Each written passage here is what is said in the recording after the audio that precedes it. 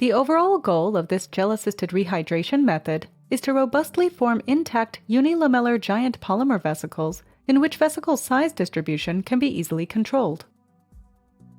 This method offers a robust alternative for the formation of polymer vesicles, which can be used to investigate the physical properties of the membrane and then integrate those vesicles into bioengineering applications.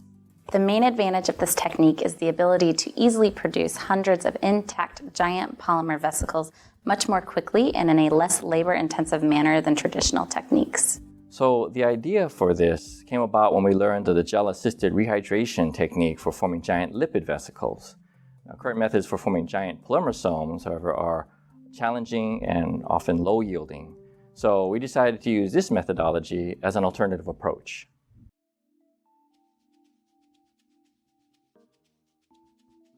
Start the polymer solution preparation by swirling 5 mg of PEO-PBD diblock copolymer in 1 ml of chloroform in a glass vial until fully dissolved.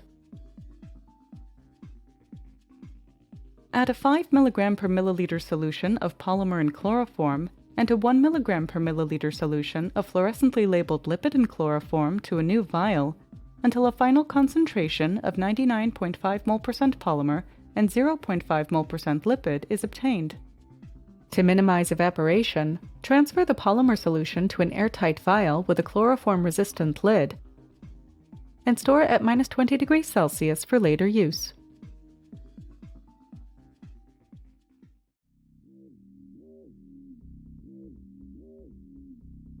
To begin agarose film preparation, add 50 ml of water and 0.5 grams of standard agarose to a